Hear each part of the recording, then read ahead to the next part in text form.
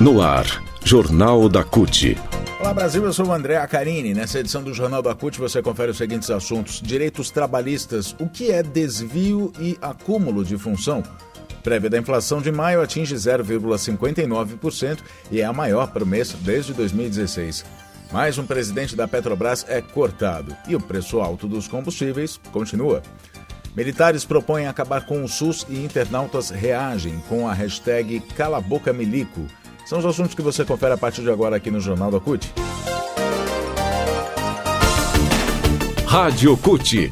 Aqui, a classe trabalhadora tem voz. Acesse pelo site www.cut.org.br. O Jornal da CUT de hoje começa falando sobre direitos trabalhistas. Tem chegado à Justiça do Trabalho muitas ações reclamando de patrões que não pagam um adicional de salário para quem passou a realizar outras tarefas ou substituíram chefias e pessoas que ganham mais em outros cargos dentro da própria empresa. Acontece muito isso, né? E acontece quando o trabalhador é escalado para tarefas que não estão no contrato de trabalho, inclusive, né? A situação assim se configura como acúmulo de função.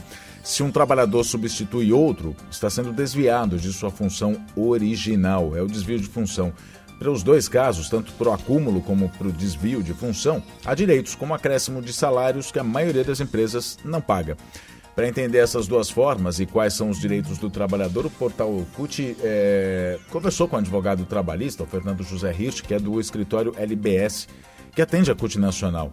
Vamos lá, vamos falar sobre desvio de função. De acordo com a conversa que a gente teve com o Fernando José Hirsch, explicou para a gente vai explicar para você agora. Existem algumas discussões técnicas quando o trabalhador está sendo desviado ou acumulando funções. Por exemplo, se o gerente de uma empresa saiu de férias e você tem uma função abaixo da dele, passou aquele período cobrindo a ausência do chefe, isso é desvio da função temporária. Nesse caso, o trabalhador pode pleitear o salário de 30 dias de férias do chefe ou do superior que ele cobriu. Já quando um trabalhador é contratado para ser, por exemplo, porteiro de um prédio e ele é obrigado a retirar o lixo, a varrer a calçada, a fazer outras atividades além de cuidar da portaria, isso é acúmulo de função. Aí dá para pedir na justiça também para ganhar a mais pelo acúmulo de função.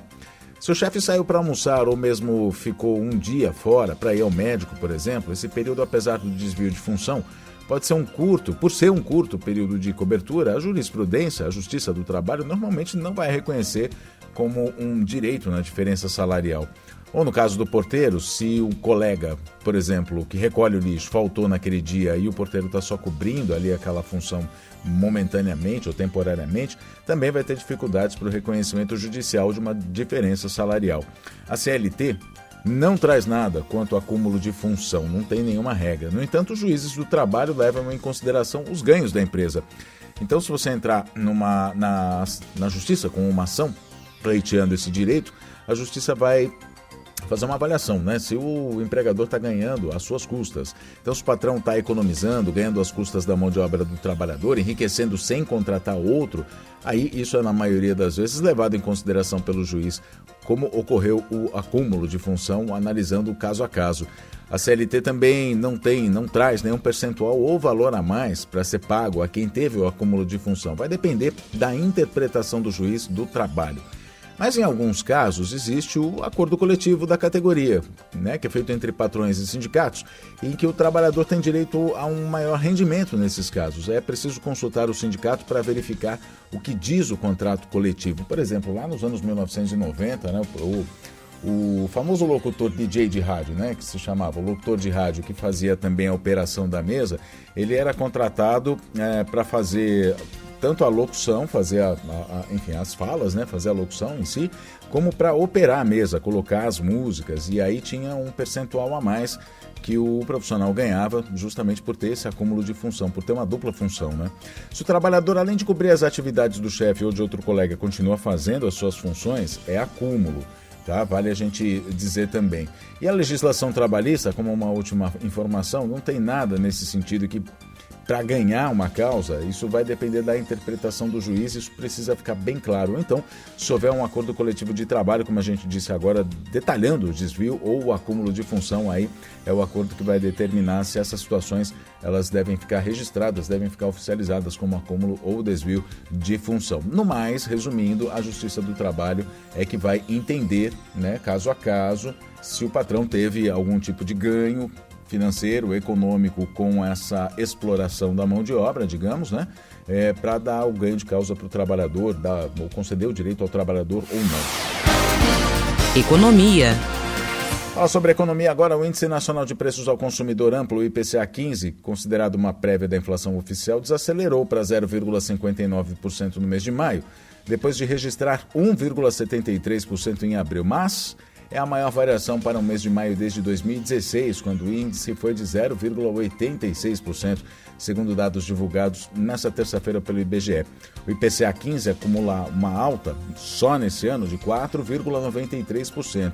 Em um ano, já chega a 12,20% de maio do ano passado até maio desse ano, e a maior inflação anual para o país desde novembro de 2003, quando ficou em 12,69%. De acordo com o IBGE, dos 9 grupos de produtos e serviços pesquisados, 8 registraram alta nos preços. A exceção foi a energia elétrica, que registrou uma queda de 14,09%, influenciando a leve desaceleração do índice em maio.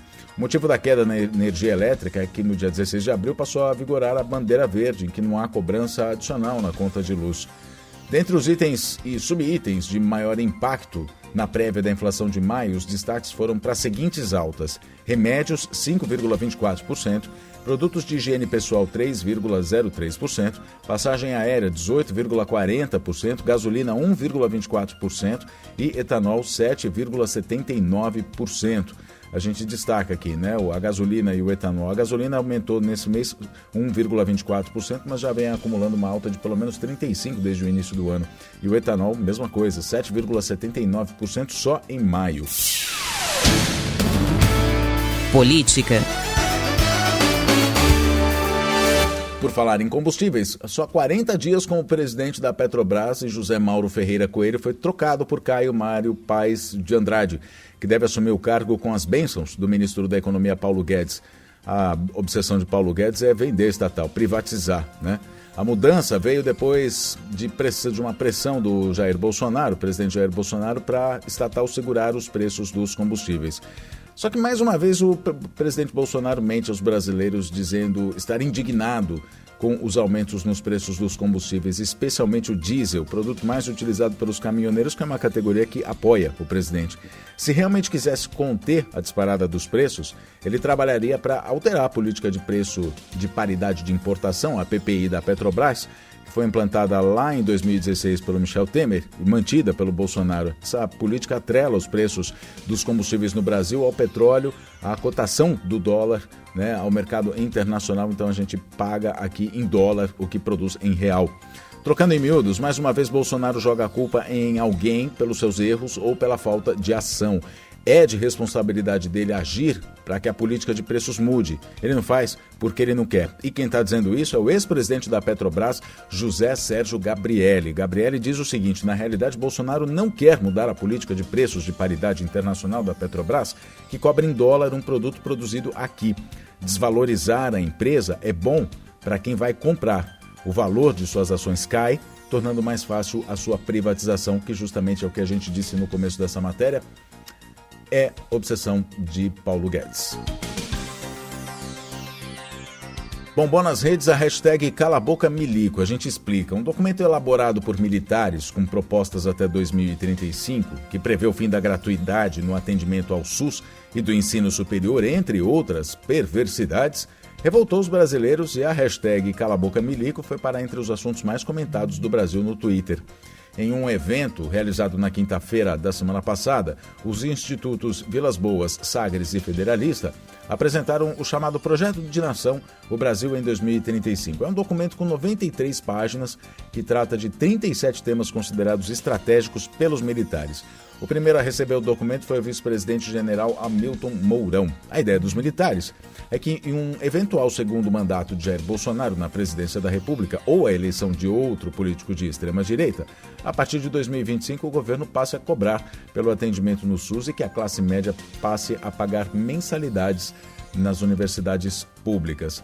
O secretário de Finanças, Administração e Finanças da CUT, Ariovaldo Camargo, lembra, reforça que quando se fala que as eleições desse ano é que vão mudar o destino dos próximos 15, 20 anos, vai mudar o futuro do Brasil, é sobre isso que se fala, é isso que está em jogo. O acesso gratuito ao SUS, ao ensino superior de qualidade. O Jornal da CUT fica por aqui. Muito obrigado pela sua companhia, nos falamos na próxima edição. Até lá!